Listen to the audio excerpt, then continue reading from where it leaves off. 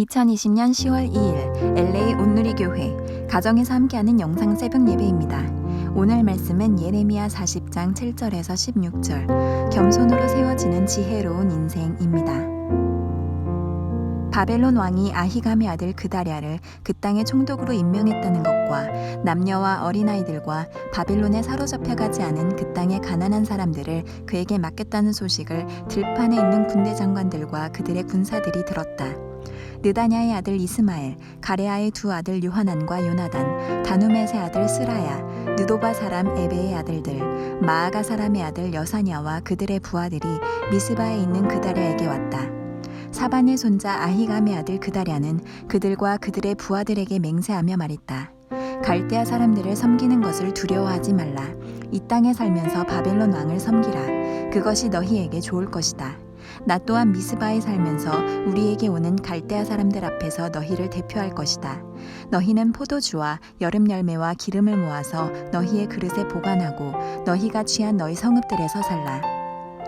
바벨론 왕이 유다의 사람들을 남겨두었다는 것과 그들의 총독으로 사반의 손자 아히감의 아들 그다랴를 임명했다는 것을 모압과 암몬 족속과 에돔과 다른 나라에 있는 모든 유다 사람들이 들었다. 자기들이 쫓겨나 있던 모든 곳에서 모든 유다 사람들이 돌아와서 유다 땅 미스바의 그다랴에게 왔다. 그리고 그들은 포도주와 여름 열매들을 아주 많이 모았다. 가레아의 아들 요하난과 들판에 있던 그들의 군대 장관들이 미스바에 있는 그다랴에게로 와서 그에게 말했다. 암몬 족속의 왕인 바알리스가 당신을 살해하려고 느다냐의 아들 이스마엘을 보낸 것을 아십니까? 그러나 아히감의 아들 그다랴는 그들의 말을 믿지 않았다. 그러자 가레아의 아들 요하난이 미스바에 있는 그다랴에게 은밀히 말했다. 내가 가서 느다냐의 아들 이스마엘을 죽이게 해주시오. 아무도 모를 것입니다. 그 사람이 당신의 목숨을 빼앗아 당신에게 모여든 모든 유다 사람들을 다시 흩어지게 하고 유다의 남은 사람들이 멸망당하게 해서야 되겠습니까? 그러나 아히감의 아들 그다랴는 가레아의 아들 요하난에게 말했다. 이런 일을 하지 마라. 이스마엘에 대해 내가 말하는 것은 거짓이다. 할렐루야, 함께 찬양하시겠습니다.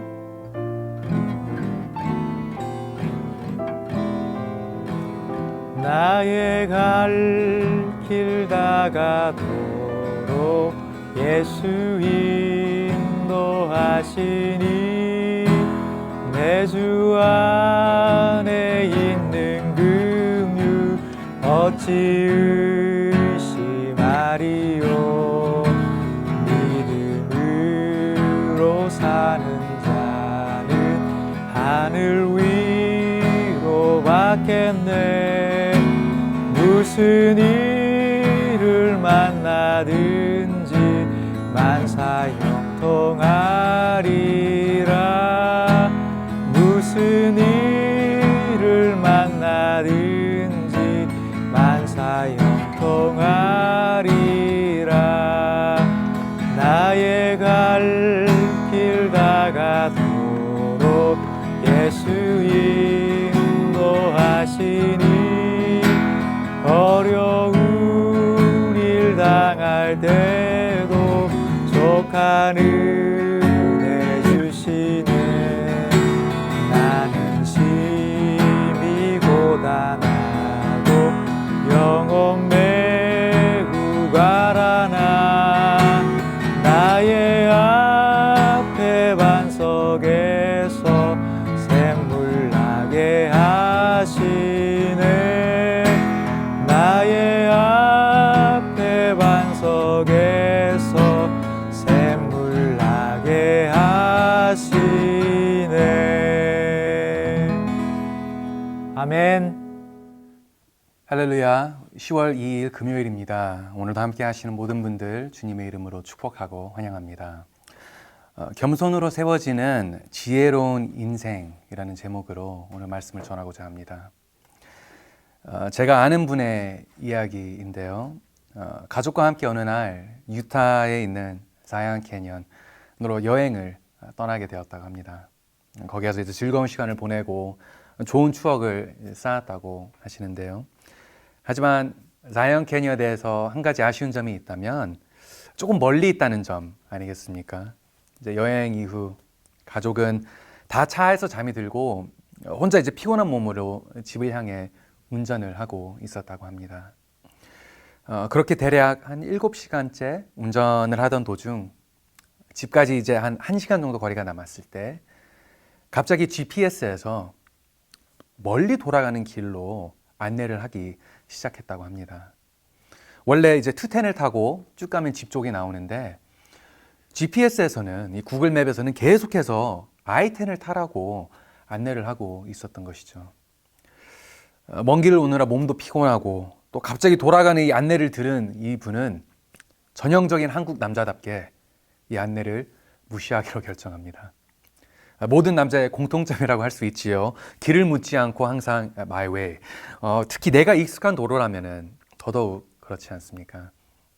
그렇게 이제 익숙한 210을 타고 집 쪽으로 가는데 갑자기 도로가 심하게 막히기 시작했다고 합니다.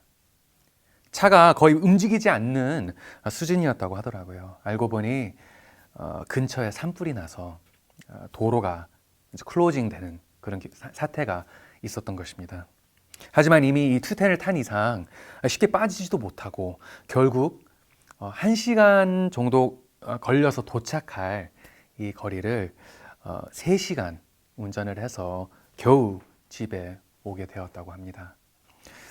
이날 호되게 배운 레슨이 한 가지 있다면 그건 바로 구글 맵의 말을 듣자였다고 합니다. GPS의 이 기능이 바로 길을 파악하고 안내하는 것인데 굳이 내가 더 잘 알 거라고 하는 생각, 내가 아는 길로 가겠다고 하는 이 고집, 이런 모습들은 어리석다는 것이죠. 지혜롭지 못하다는 그 레슨을 배웠다고 나눈 적이 있습니다. 성도 여러분, 지혜로운 사람이란 과연 어떤 사람일까요? 우리에게 가장 먼저 떠오르는 지혜로운 사람의 모습이란 어쩌면 박식하고 통찰력 있고 고학력인 사람이 가장 먼저 떠올리지 않을까 생각해 봅니다. 하지만 지혜로운 것과 박식한 것과는 분명 다르지요. 고학력이지만 어리석은 사람들이 있고 또 고학력이 아니지만 정말 지혜로운 사람들이 있습니다. 지혜로운 것과 박식한 것은 분명 다른 두 가지입니다. 그렇다면 과연 지혜로운 사람이란 어떤 사람일까요? 여러 가지의 방면이 있겠지만 성경에서 말하는 지혜로운 사람의 덕목 중 하나는 바로 겸손한 태도라고 저희는 보게 됩니다. 잠언 11장 2절에 이런 말씀이 기록되어 있는데요. 같이 함께 보겠습니다. 교만한 사람에게는 부끄러움이 따르지만 겸손한 사람에게는 지혜가 따른다. 성경에서는 바로 겸손한 사람에게 지혜가 따른다고 말씀하고 있죠. 성도 여러분, 참된 지혜란 남의 말에 귀 기울일 수 있는 태도, 내 의견을 숙일 줄 아는 자세에서 발견이 된다는 것이죠. 내 생각과 내 의견을 고집하는 게 아니라 주변의 의견에 마음을 열고 내 생각을 다시 되돌아볼 수 있는 어떠한 이 겸손의 태도, 이런 겸손의 모습을 갖춘 사람이 성장할 수 있고 배울 수 있는 사람입니다. 그렇기 때문에 겸손한 사람에게는 지혜가 따르는 것입니다. 반면에 겸손하지 못한 사람은 어떻습니까? 배우고 성장하기가 참 어렵습니다. 자신의 의견을 고집 피우다가 결국 부끄러움을 당하든지 아니면 고생을 하게 됩니다. 아까의 일화처럼 한 시간 거리를 3시간 돌아가는 인생을 살아가게 된다는 것이죠. 다시 말씀드리지만 겸손한 사람이 지혜를 얻게 되는 사람이라고 성경은 말씀하고 있습니다. 겸손한 자세, 겸손한 생각이 곧 지혜로운 인생으로 이어지게 되는 것입니다. 오늘 본문에서도 보시면 참 많은 기회와 많은 축복이 있었지만 하지만 이 겸손의 지혜가 부족하여 축복을 놓치고 멸망하게 된 한 인물의 스토리가 등장하고 있는데요. 바로 아히감의 아들 그다랴의 이야기입니다. 함께 이 이야기를 살펴보면서 오늘 주어진 본문의 교훈을 저희가 배우기 원하는데요. 가장 먼저 이 성경에서 이 그다랴라는 인물이 어떤 인물인지 한번 살펴보기를 원합니다. 먼저 7절 읽겠습니다. 바벨론 왕이 아히감의 아들 그다랴를 그 땅의 총독으로 임명했다는 것과 남녀와 어린아이들과 바벨론에 사로잡혀 가지 않은 그 땅의 가난한 사람들을 그에게 맡겼다는 소식을 들판에 있는 군대 장관들과 그들의 군사들이 들었다. 우선 여기에서 이 그데라라는 인물에 대한 두 가지가 발견이 되고 있습니다. 첫 번째, 그가 아히감의 아들이라는 것이 지금 기록되어 있죠. 그데라의 아버지 아히감은 예레미야 선지자가 위기에 처했을 때 도움을 주었던 인물 중 하나입니다. 예레미야 26장을 보시면 이스라엘의 왕 여호야김이 하나님의 선지자들을 핍박하고 처형하고 있는 끔찍한 장면이 드러나고 있습니다. 우라야라는 다른 선지자도 이때 이 여호야김의 칼에 순교당하고 말았습니다. 하지만 예레미야는 이 시기 때 이제 위기를 모면하게 되는데 그때 이 아히감이라는 사람 덕분에 이 사람이 도움을 줬기 때문에 예레미야가 이제 목숨을 건질 수 있게 되었던 것이죠. 그데라가 바로 그 위인 아히감의 아들입니다. 이어서 그데라에 대한 두 번째 내용은요, 그가 이스라엘의 총독으로 임명되었다는 사실이 지금 발견되고 있습니다. 어쩌면 하나님이 그의 아버지 아히감을 기억하면서 그데라에게 이런 축복을 주지 않았을까 생각할 수 있는데요. 바벨론이 유다를 정복한 이후 이스라엘 백성들이 이제 포로로 끌려가게 되었습니다. 하지만 그중 일부가 유다 땅에 남겨지게 되었지요. 땅이 이제 황폐해지지 않도록 그 땅을 계속 가꾸도록 바벨론의 정책 중 하나였습니다. 이스라엘의 일부가 남아서 그 땅을 계속 가꾸는 것이죠. 이때 그 일부를 이끌어 가도록 총독으로 임명된 자가 바로 그다랴였습니다. 그래서 지금까지 이 그다랴의 상황을 볼 때 그다랴에게는 참 좋은 기회와 좋은 축복들이 그에게 주어졌다는 것을 저희가 지금 볼 수 있지요.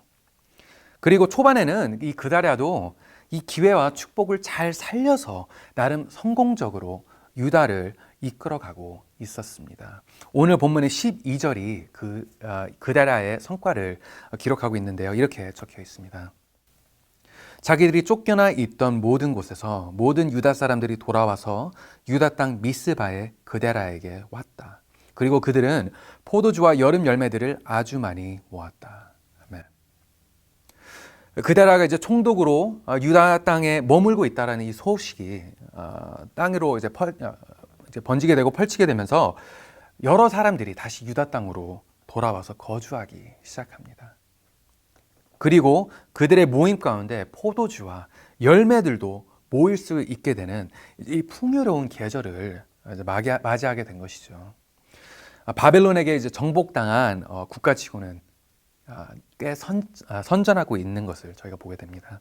이때까지는 그데라도 좋은 지도자로서 복받은 일꾼으로서 잘 쓰임받고 있었습니다. 하지만 이런 그데라에게 위기가 찾아오게 되는데요. 선방하고 있는 유다를 시기한 것인지 아니면 혹은 위협을 느꼈던 건지 암몬이라는 국가의 족속의 왕 바알리스가 그데라를 해치고자 모략을 세우게 됩니다. 그데라를 암살하기 위해 느다냐의 아들 이스마엘이라는 자를 보냅니다. 그런데 또 어떻게 이 일이 탄로가 나서 그데라의 충신 중 하나였던 요하난에게 지금 이 모략이 알려지게 됩니다. 그래서 요하난은 곧바로 그데라에게 가서 이 사실을 알리죠. 당신의 목숨을 노리고 있는 사람들이 있습니다. 이스마엘이라는 자가 당신을 암살하려고 지금 임명을 받고 이곳에 와 있습니다. 하지만 이때 그데라가 어리석은 모습을 보이게 됩니다. 지혜롭지 못한 모습을 보이게 되는데요. 오늘 본문의 13절, 14절 말씀입니다. 이렇게 적혀 있습니다. 가레알의 아들 요하난과 들판에 있던 그들의 군대 장관들이 미스바에 있는 그데라에게로 와서 그에게 말했다. 암몬 족속의 왕인 바알리스가 당신을 살해하려고 느다냐의 아들 이스마엘을 보낸 것을 아십니까?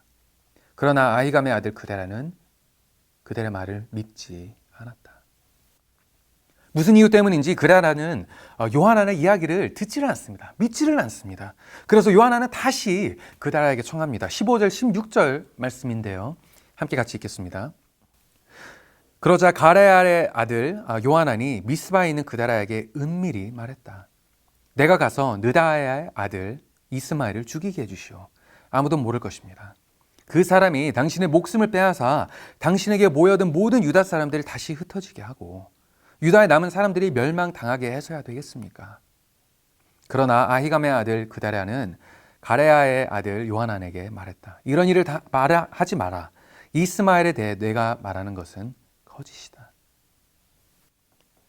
지금 어떤 상황이 지금 펼쳐지고 있습니까? 분명 자신의 목숨이 달려있는 상황이지만 한 번 정도는 다시 되살펴볼 수 있는 그런 경우이지만 그다라는 무슨 이유 때문인지 요한안의 충고를 귀담아 듣지 않지요. 오히려 그를 꾸짖고 몰아냅니다. 왜 이런 상황이 벌어지고 있는지 알 수는 없지만 여기서 한 가지 분명한 것은 그다라는 지혜에 필요한 겸손을 이 순간 놓치고 있었다는 사실이죠. 그를 위해 충고하는 충신의 말을 무시하고 외면합니다. 마치 이런 상황에서는 자신이 더 잘 알고 있다는 듯 귀담아 듣지 않죠. 어쩌면 지금까지의 그의 성공이, 지금까지의 그가 도달한 그 위치가 그의 마음을 교만하게 만들었는지도 모르겠습니다. 어떻게 되었던 그는 지금 남의 말을, 충신의 말을 들을 위인이 되지 못하였습니다. 그리고 그 결과 그다라는 결국 이스마엘에게 살해당하고 목숨을 잃게 되지요. 성도 여러분, 다시 이 상황을 생각해 보셨으면 좋겠습니다. 그다랴라는 어느 한 사람이 하나님의 축복으로 인해 은총을 받고 이스라엘의 총독이 되었습니다. 그 깃발 아래 많은 사람들도 모이고 식량도 풍성히 모였습니다. 그리고 요한안 같은 좋은 충신도 곁에 있었습니다. 하지만 이 모든 것을 놓치게 되고 그의 목숨마저 잃게 한 요인이 무엇입니까? 바로 그의 교만.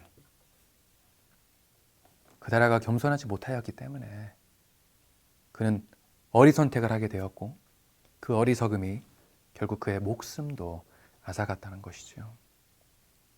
겸손이 없었기에, 지혜가 부족했기에 그는 죽음까지 가게 되었습니다. 성도 여러분, 이 시점에서 우리는 이 질문과 씨름을 할 필요가 있는 것 같습니다. 그렇다면 우리에게는 과연 이 겸손의 성품이 있습니까? 우리에게는 겸손을 통하여 얻게 되는 이 지혜가 우리의 삶 속에서 발견되고 있는지요? 잠언의 말씀에서도 오늘 본문에서도 그리고 우리 왕 되신 예수 그리스도님의 가르침에서도 다 동일한 교훈을 우리에게 말씀하고 있습니다. 그리스도는 겸손해야 하며 우리가 성숙할수록 더더욱 겸손해야 한다는 사실이죠.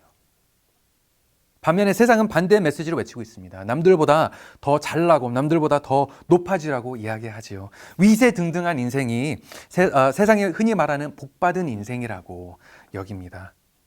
하지만 이런 삶의 끝은 어떻습니까? 우리가 인생을 마치고 왕 대신 참으로 높으신 하나님 앞에 섰을 때 우리의 잘난 모습이 무슨 가치를 소유하겠습니까? 오히려 그 순간 우리의 잘난 모습 때문에 우리가 어리석어 보일 뿐 아니겠습니까? 성도 여러분, 오늘 말씀처럼 참으로 지혜로운 인생은, 우리가 추구해야 하는 지혜로운 인생의 모습은 바로 겸손한 사람이 얻게 되는 것입니다. 내 생각과 내 의견을 고집하는 그런 모습이 아닌 주변의 의견에 귀 기울일 줄 아는, 주변 사람들의 생각을 수용하고 받아줄 수 있는 내 마음에 낮아진 그런 태도가, 이런 마음가짐이 우리에게 지혜를 구하게 해주는 바탕이 된다는 것이죠. 나의 잘못, 나의 불찰을 인정할 수 있는 그런 어떠한 태도, 내 부족함을 고백할 수 있는 이 자세, 이 마음이 우리를 복되게 하고 이런 마음이 우리를 지혜롭게 하는 것입니다. 성도 여러분, 다시 여쭈겠습니까? 다시 여쭈겠습니다. 여러분은 지혜로운 사람이라고 말할 수 있습니까? 지금 나에게 지혜가 부족한 영역은 어디에 있습니까? 내가 지금 고집 부리고 있는 어떤 인생의 한 일부분이 있지는 않습니까? 내가 꺾여야 할 부분은 어디에 있는지요? 어쩌면 내가 가족이나 아니면 우리의 삶의 관계 중에서 내가 고집을 피우고 있는 점이 없는지 한번 되살폈으면 좋겠습니다. 어쩌면 사업이나 내가 일하는 부분에서 내가 고집을 피우고 있는 부분이 없는지 다시 한번 살펴봤으면 좋겠습니다. 남의 이야기, 특히 주님의 음성을 듣지 않고 내 뜻대로 하고자 하는 그런 어떠한 모습이 우리에게 있는지 모르겠습니다. 하지만 성도 여러분, 다시 말씀드립니다. 참된 지혜는 고집이 아니라 겸손해서 발견이 된다는 것입니다. 나의 고집, 나의 관념, 나의 교만을 내려놓고 귀 기울여 주님의 음성을 듣는 그 모습, 이 순간 우리는 참된 지혜로운 인생을 살게 되는 것이죠. 이런 도전과 격려를 드리고자 합니다. 사랑하는 성도 여러분, 지혜롭고 겸손한 사람이 되십시오. 겸손을 추구함으로써 참된 지혜를 얻어가는 복된 사람이 되십시오. 간혹 이렇게 생각하는 분들이 계실 것 같습니다. 굳이 이제 와서 내가 지혜로울 필요가 있을까? 지금까지 잘 살아왔는데 이대로 산다고 문제가 될까? 성도님들, 우리의 콜링, 우리의 의무 중 하나가 바로 예수님을 닮는 인생 아니겠습니까? 참된 지혜, 로고스, 말씀이라고 하시는 예수님을 닮기 위해서는 우리 역시 지혜로운 인생을 추구해야 하는 것이죠. 그리고 오늘 말씀에서 배운 바 지혜는 겸손한 자가 추구할 수 있다는 것을 저희는 기억해야 합니다. 사랑하는 성도 여러분, 말씀을 마무리하며 다시 도전과 격려를 드립니다. 지혜롭고 겸손한 사람이 되십시오. 예수님을 닮아가는 사람이 되십시오. 겸손을 추구함으로써 참된 지혜를 얻는 인생을 사십시오. 우리의 지혜로운 삶이 하나님께 기쁨이 되며 하나님에게 영광이 될 줄 믿습니다. 이 모습이 우리를 향한 주님의 뜻입니다. 우리 모두가 지혜로운 삶을 선택할 수 있도록, 우리 마음에 예수님의 겸손이 새겨질 수 있도록 이 시간 예수 그리스도의 이름으로 축복하고 축원합니다. 우리 같이 함께 기도하겠습니다.